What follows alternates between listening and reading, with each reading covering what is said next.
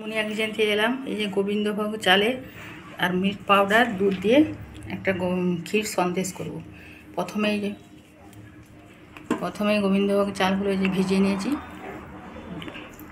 ভিজিয়ে ভালো করে ধুয়ে নিয়েছি। এই যে মিল্ক পাউডার নিয়েছি, যে দুধ নিয়েছি, এই কড়াইতে দুধটা দিচ্ছি প্রথমে।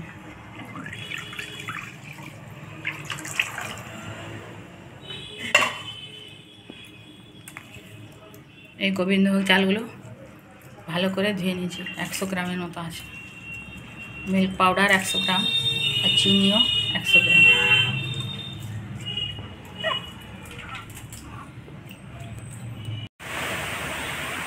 এই যে চালটা ফুটছে, এভাবে অনবরত নাড়তে হবে, নাহলে নিচে তলাতে লেগে যাবে।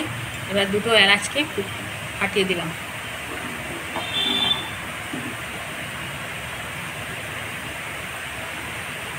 আর একটু বাকি আছে চালটা সেদ্ধ হতে, এভাবে নেড়ে যেতে হবে। এই যে চালটা সেদ্ধ হয়ে গেছে, একটু চামচে করে এরকম একটু করে দিতে হবে, ম্যাশ করে দিতে হবে। এরপরে সেদ্ধ হয়ে গেলে চিনিটা দিতে হবে।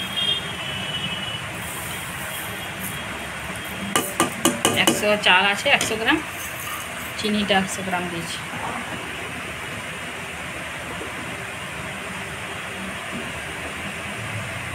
মিল্ক পাউডার এক বাটি দিয়ে অনবরত ভালো করে নেড়ে নিতে হবে। এটা তাড়াতাড়ি একটু করে নিতে হবে, জম খাবে। এই মিল্ক পাউডারটা দিয়ে চিনিটা দিয়ে অনবরত নাড়তে হবে, তলায় নাহলে লেগে যাবে। এই অবস্থায় এই এলাচগুলো তুলে নিচ্ছি।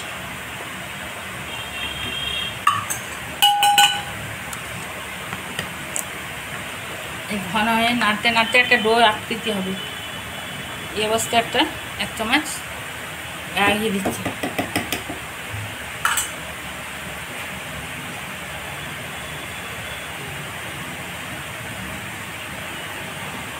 নেড়ে একটা ডোয়ে রাখতে দিতে হবে। তখন একটা পাত্রে ঘি ব্রাশ করে ঢেলে নিতে হবে। এই যে নাড়তে নাড়তে যে কড়াটা ছেড়ে দিচ্ছে, এই অবস্থায় যে ডোয়ে রাখতে দিতে একটা হয়ে গেছে।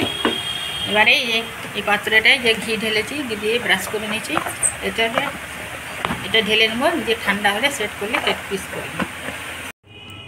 এই যে সন্দেশটা গরম হতে এই ঢেলেছিলাম, ঢেলে কিশমিশ দিয়েছি, দিয়ে ঠান্ডা হতে সেট হয়ে গেছে। পিস পিস করে কেটে নিয়েছি গোবিন্দভোগ চালের ক্ষীর সন্দেশ।